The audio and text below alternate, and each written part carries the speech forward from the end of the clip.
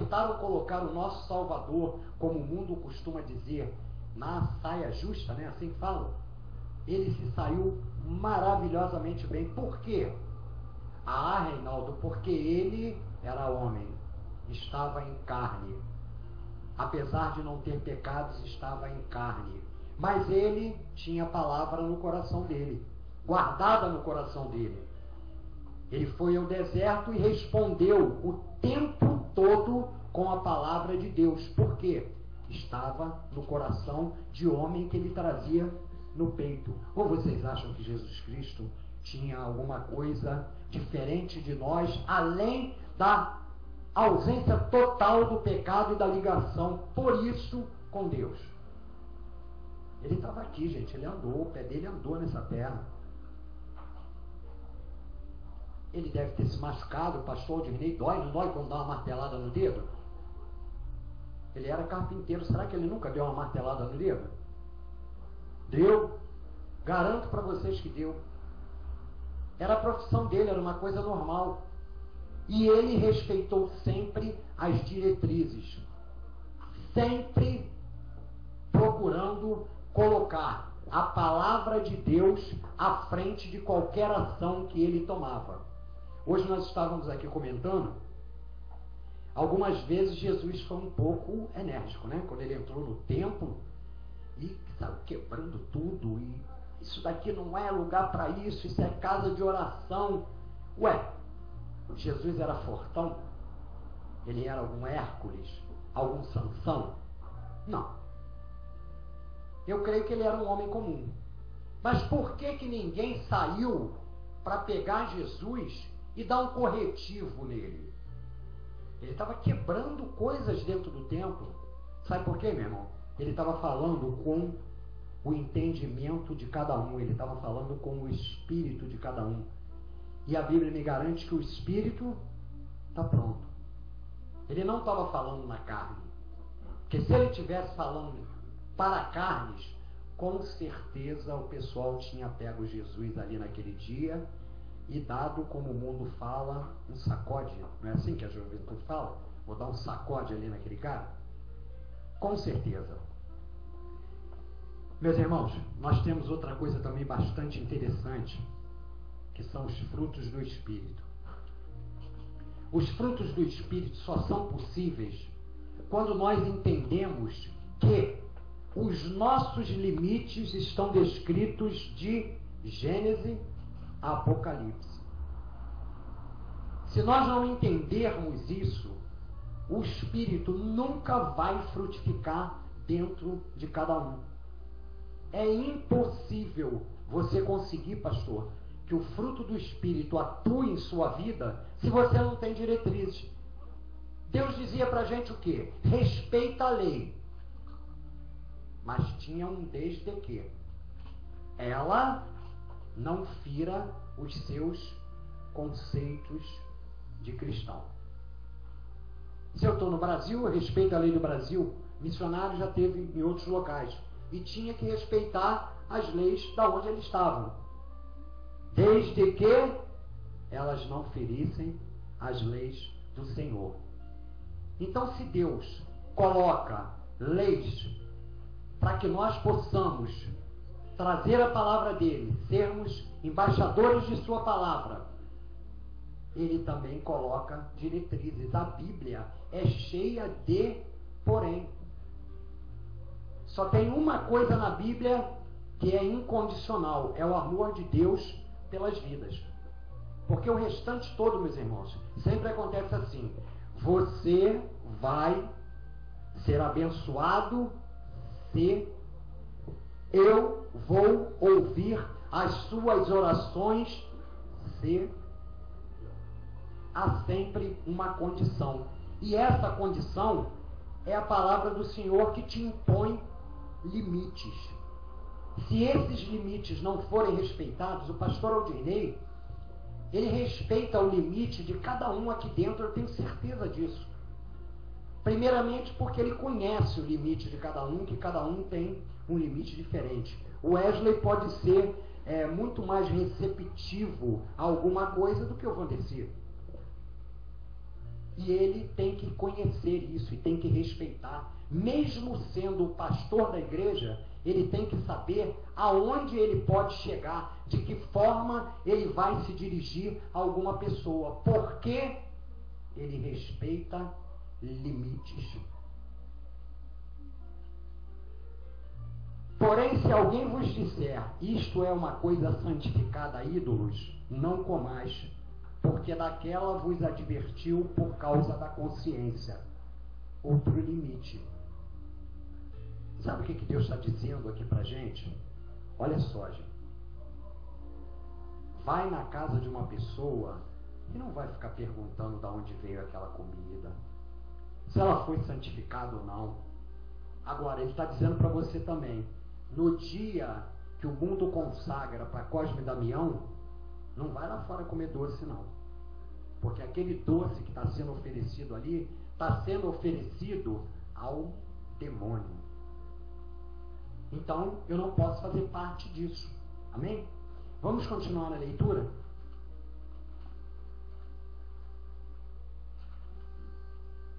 Versículo 29. Consciência. Digo não a tua propriamente, mas as dos outros. Pois porque há de ser julgado a minha liberdade pela consciência alheia. Ou seja, a minha liberdade está sendo julgada por aqueles que não conhecem os meus limites. Continuando, 30. Se eu participo com ações de graça, por que hei de ser vituperado por causa daquilo que dou graças? Por que eu vou ser colocado de uma forma em maus lençóis por aquilo que Deus santificou? Meus irmãos, nem o inferno, o Vandercy disse isso outro dia aqui e eu prestei atenção, nem o inferno foi criado pelo demônio. Ele foi criado por Deus. Tudo que existe nessa terra foi criado por Deus. Diabo só cria distorção daquilo que Deus fez. Perfeito, meu amigo? Ele só distorce. Mas tudo aqui que Deus criou é lícito para nós, desde que nós estejamos respeitando os limites da palavra do Senhor. Versículo 31. Porquanto quer comais, quer bebeis, ou façais outra coisa, fazei tudo para a glória de Deus. Isso aqui, meus irmãos, é um alerta da seguinte forma. Se você está fazendo alguma coisa, se você tem que fazer alguma coisa, você tem que sempre estar buscando a direção de Deus. Se você não busca a direção de Deus, você vai estar andando pelo teu caminho. O teu caminho é bom? O teu caminho é bom, Wander? O meu caminhar, por mim, não é. Agora, o caminhar de Cristo para a minha vida, esse com certeza é perfeito. Se você cada vez procura caminhar mais no caminho que Cristo te oferece, cada vez você vai se sentir melhor. Cada vez você vai prosperar. Não financeiramente. Por favor, esqueçam essa prosperidade financeira. Cristo não garantiu isso. Cristo garantiu o pão de cada dia. Ele não disse que ia te dar carro 0 quilômetro. Ontem um irmão na igreja deu um testemunho, hoje pela manhã, e olha, ele gritou que tinha sido abençoado com um Fusquinha 1971. Eu levantei e aplaudi. Aplaudi o que? O irmão? Não, eu aplaudi ao que ele tem no coração, que é Jesus. Quer dizer que só se aplaude, né, pastor, se ganhar um carro 0 quilômetro, né? Se ganhar um Fusquinha 71, não pode. Está em pecado. Por isso ganhou um Fusquinha 71. Teoria da prosperidade, meus irmãos, não existe. Jesus pode dar o que quiser para você? Pode. Ele é dono do ouro e da prata. Porém, uma coisa eu garanto também para vocês, meus irmãos. Ele não vai te dar nada que seja incoerente. Eu garanto para você. O que é incoerente, Reinaldo? É ele, por exemplo, chamar o Reinaldo e dizer assim: olha, Reinaldo, a partir de hoje você é dono daquele carro que está sendo fabricado em primeira mão lá no Japão. Isso é incoerente. Vamos pensar nas incoerências? Como é que eu vou conseguir dinheiro para importar esse carro? Só se o Wander vier dirigindo para mim, né? Ele vai ir para o Japão, né? Como é que eu vou importar esse carro, meus irmãos? Incoerência. Caso eu consiga importar... Não, Reinaldo, mas peraí. Se ele vai te dar um carro 0 km lá no Japão, ele vai te dar condições de importar o carro, de o carro chegar até você. Olha, meu irmão, a parte que Deus tem que fazer na tua vida é prosperar você espiritualmente. Essa é a prosperidade, essa é a verdadeira prosperidade do Senhor na nossa vida.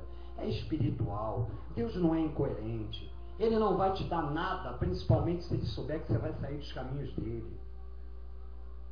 Eu não vou sair do caminho de Deus nunca. Como é que você pode garantir isso? Como é que você pode garantir que o caminho de Deus vai estar presente na tua vida daqui a 5 minutos? Você não pode garantir isso, meu irmão. O Senhor sabe que você pode estar daqui a 5 minutos nos caminhos dele, mas você não sabe. Deus não vai prosperar nada na tua vida que te cause problema. Será que dinheiro é solução para alguma coisa?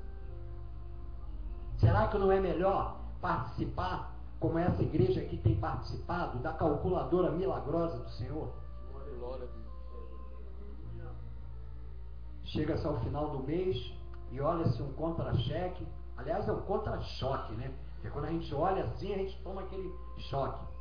Olha-se o contra-choque e ele diz assim para você: você tem R$600 para receber. Aí você chega, coloca todas as suas contas em cima da bancada e começa a somar e elas montam 900. Aí você diz assim: e agora? É porque eu fui bonzinho. E agora? Cadê esses R$300? Ainda tem um dízimo, né? Ainda vai sair o dízimo ali da história. É uma coisa importante, meus irmãos. Deus já virou tudo que eu tinha para dizer. Ainda tem uma coisa que eu digo para vocês. É impossível você ser abençoado se você retiver o dízimo. Não faça isso. Não faça isso. Eu vi uma coisa acontecer aqui muito interessante. Aqui dentro dessa igreja, o pastor Aldirney recebeu um dízimo e devolveu o dízimo. Mas sabe por que ele fez isso? Porque o coração do irmão já tinha feito o que deveria. Deu um dízimo. A partir do momento que esse dízimo está na mão do pastor, ele faz dele o que Deus mandar. Então ele já estava liberado, o irmão já estava liberado. Chegou e disse: pastor, toma aqui o dízimo. O pastor olhou, entendeu alguma dificuldade, provavelmente, que o irmão estava tendo, e disse: olha, pega isso e vai suprir a tua necessidade. Mas, meus irmãos, pode ter certeza, não retenha o dízimo. Deus diz assim: faça a prova de mim. Eu digo para vocês, tenta fazer uma prova ao contrário para vocês verem. Retém o dízimo.